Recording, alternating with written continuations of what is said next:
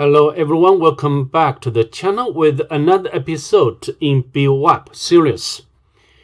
In today's video, we are going to continue our SQL injection with different method, post, and also different function. But I'd like to say it's very similar to the previous, bug or previous video. Before we go ahead, if you don't mind, please subscribe to my channel and give this video a thumbs up. It really helps the channel grow. So then, let me head over to Canini's VM to start. And we can input username and password to log in. And make sure security level is low. And then we can select, this one. And I think this one is very similar to this one. The only difference is method. Okay, and now we can click hack, and we can, we can select a movie from the list. So unlike this one, search, we can input arbitrarily data. Here we are given the list of movies. If you think, just as I said, if you think this would be safe or this would be secure, we cannot perform SQL injection. You are wrong, because such client-side control can be easily bypassed by something like BWAPP, okay? And let me do very similar steps to perform injection, okay? And make sure we can enable intercept option and click this button, and then we can send this request module to repeater module, and then we can try, for example, put single quotes in the end, and we can use render. So here we got error. So this means possibly the application is vulnerable to SQL injection.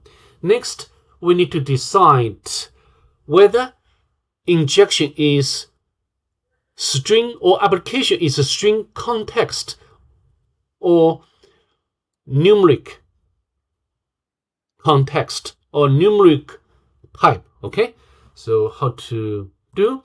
We can use all 1 = 1 and pound for commenting.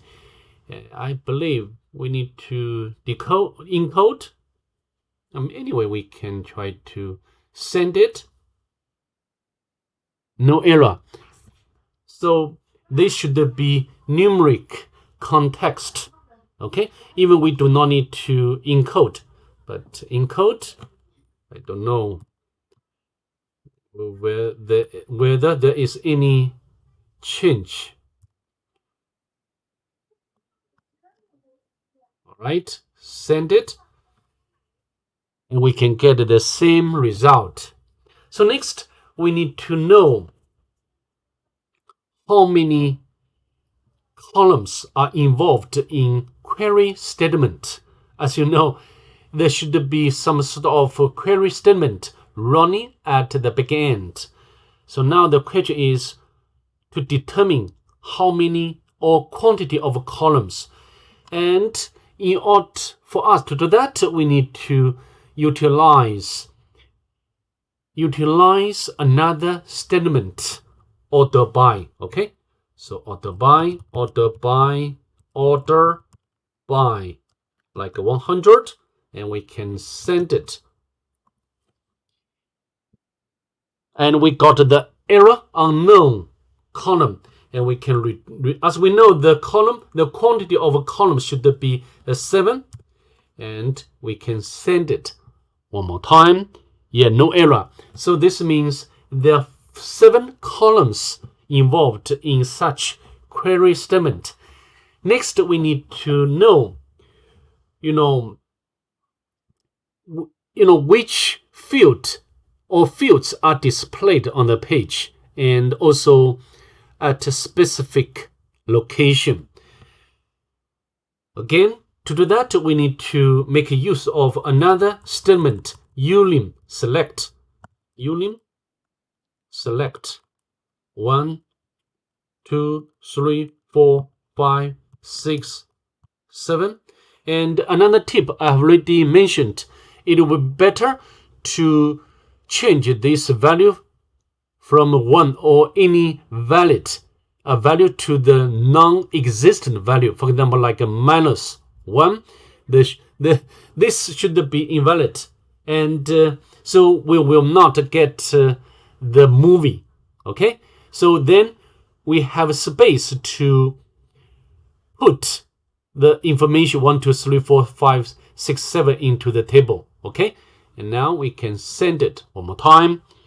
You see, 2, 3, 4, 5 are displayed, or are displayed on specific location. So next, and it will be easier, we can try to get back a database name or current user, send it. Okay, so we can successfully retrieve database name and username. And also, although I think we can do the same thing for the medium SQL level. Let me disable the proxy for a while, and then we can escalate the SQL level to medium and set, and we can enable intercept option one more time and click this button, and we can send this new request to repeater module. Here I think we can run all. Okay, send it, render, no error, right? Because just I said, this application, at this level, is numeric context or numeric type. So the @/ function will not work, will not be useful. When the context is a string, and the @/, which is responsible for the medium SQL level, can work, can sanitize our input, or in other words, will prevent us from injection. Okay, so now we can do more,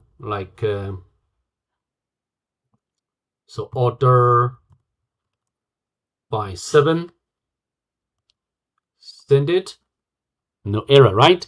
And also we can retrieve information, ulim select database 3 user 5, 6, 7, and just I said we need to change this number to invalid number. Okay, so now we can send it. You see, we have already got back database name and user. And also, if you try to perform injection at the high SQL level, I don't think it's easy. At least I think. So with that being said, that's pretty much it. I'd like to see you in the next one. Bye. Have a good day, please.